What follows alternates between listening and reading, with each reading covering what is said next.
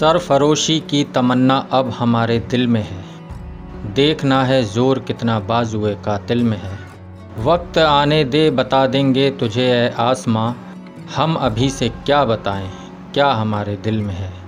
खींच कर लाई है हमको कत्ल होने की उम्मीद, आशिकों का आज जमघट कूचा एक कातिल में है।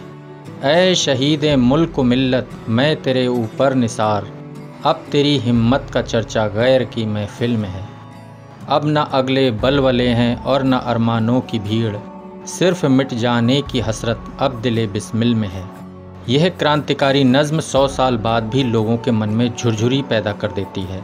इसे गुनगुनाते हुए जाने कितने क्रांतिकारी शहीद हो गए। इसे लिखा तो क्रांतिकारी बिस्मिल अजीमाबादी ने, लेकिन इसकी पहचान मशहूर क्रांतिकारी पंडित राम प्रसाद बिस्मिल की वजह से है। उन बिस्मिल की वजह से जिनकी क्रांतिकारी शहीद अशफाक उल्लाह खां से दोस्ती बेमिसाल मानी जाती है, वही बिस्मिल जिनकी अगुवाई में हिंदुस्तान प्रजातांत्रिक सेना ने काकोरी में अंग्रेज़ी खजाना लूटकर अंग्रेज़ों को चुनौती दी थी। स्वभाव से विद्रोही राम प्रसाद बिस्मिल शाहजहाँपुर के साधारण परिवार में 11 जून 1897 में जन्मे। किशोर उम्र में काफ़ी पूजा पाठी थे। संक्षेप में उनके बारे में कुछ जानकारियाँ यह भी हैं कि उन्होंने 1913 में आर्य समाज की विचारधारा से प्रभावित होकर स्वामी सोमदेव से गुरु दीक्षा ली। 1916 में लाहौर केस में भाई परमानंद को फांसी की सज़ा का समाचार मिलने पर आजीवन ब्रिटिश साम्राज्य के खिलाफ संघर्ष करते रहने की प्रतिज्ञा की।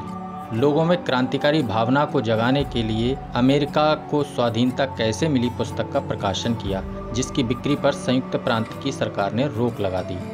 1918 में मैनपुरी केस में अहम भूमिका रही उनकी।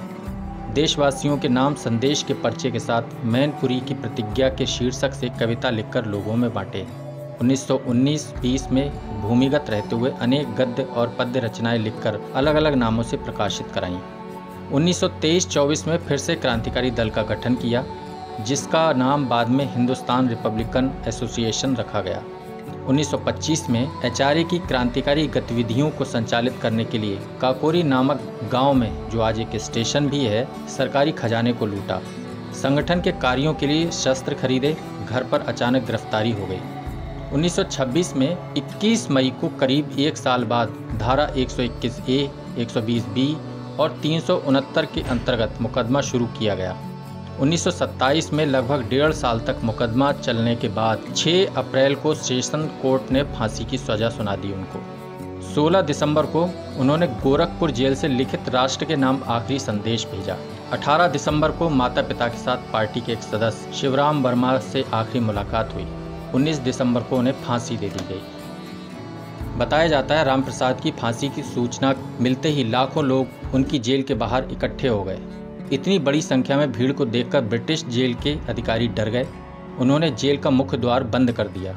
इस पर भीड़ ने जेल की दीवार तोड़ दी और राम प्रसाद बिस्मिल के पार्थिव शरीर को सम्मान के साथ उनके माता पिता के सामने लाए। शहर के लोगों को बिस्मिल के अंतिम दर्शन के लिए पार्थिव शरीर को गोरखपुर के घंटा घर के पास रखा गया था। इसके बाद क्रांति के इस महान पुजारी के शरीर को पूरे सम्मान के साथ राप्ती नदी के किनारे अंतिम संस्कार को लेकर गए। शोक सम्मेलन के जुलूस में हिंदी साहित्य के महान लेखक महावीर प्रसाद द्विवेदी और राजनीतिज्ञ, जो बड़े कांग्रेसी नेता भी थे, गोविंद बल्लभ पंत भी शामिल हुए थे। वो दोनों अंतिम संस्कार की अंतिम विधि होने तक वहाँ मौजूद रहे।